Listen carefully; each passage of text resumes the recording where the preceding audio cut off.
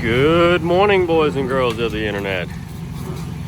Got us a GMC Sierra. Sierra's up on the lift. And if you can hear,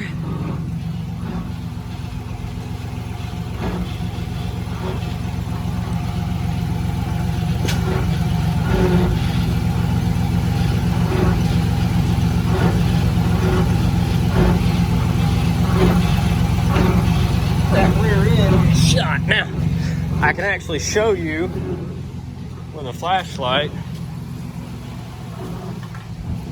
If you look at the front of the diff, you can actually see the whole yoke lifting up.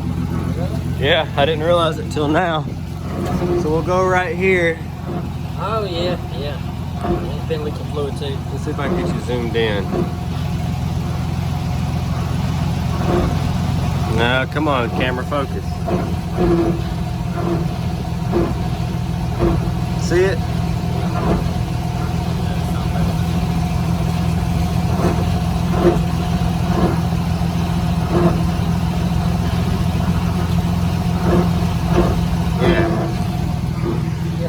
So, oh, zoom out. So the rear end is no bueno. We actually drove this truck the other day. Had it up on the car lot. I had a few people interested in it. Someone test drove it and said, hey.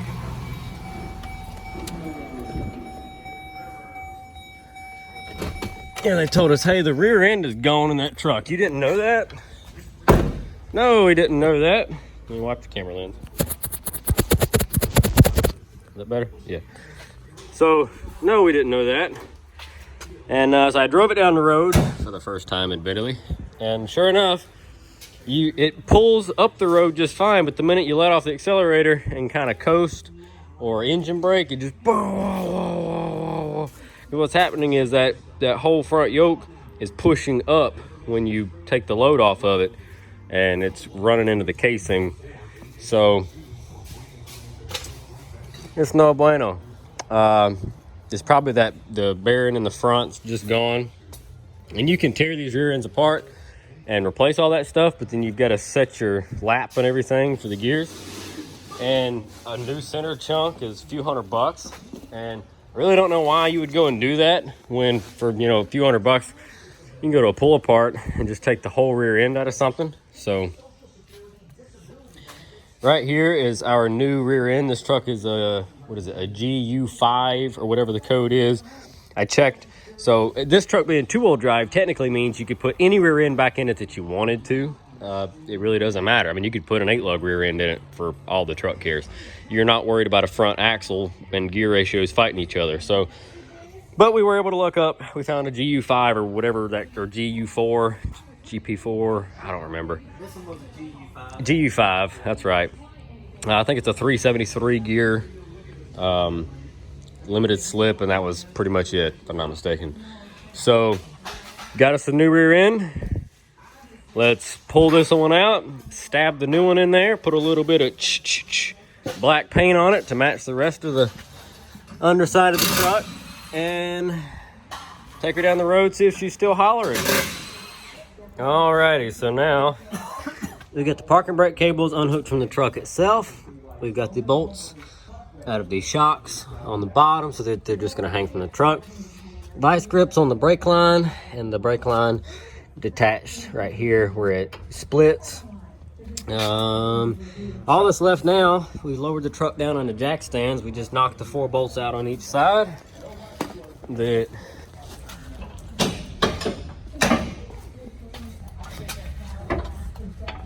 hold the axle to the leaf pack. So on these Chevrolets, the rear end actually sits or bolts up to the bottom of the leaf. They don't sit on top of the leaf.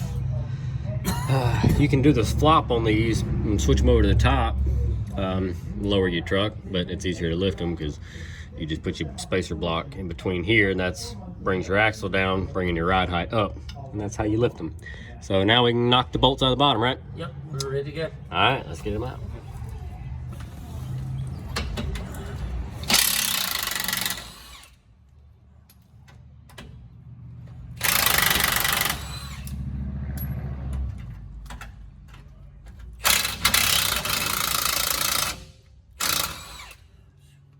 dust.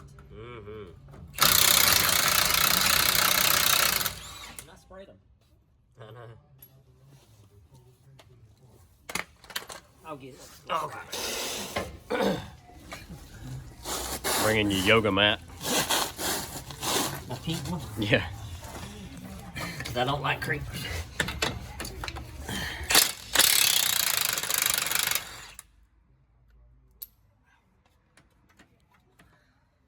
Who knows this is not even touching. Yeah, them. not yet. And these are 21mm bolts. If anybody wants to know without guessing, like we usually have to.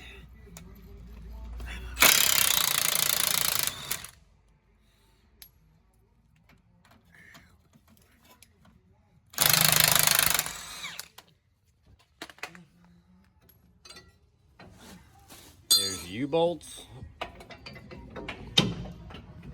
Just gonna swing that one up there. And then you take this off and you take that compression nut right there off, which holds the spring pack together to change these bushings or add or remove leaves. Where's a stick? All right. Let me come off another. We can pick the truck up. Yep. You ready? Yeah, as far as I know.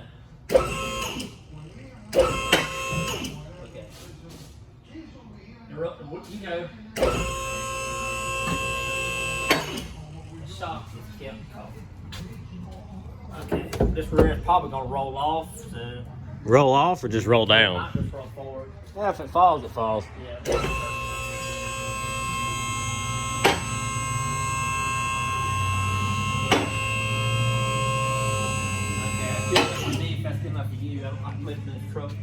Yeah.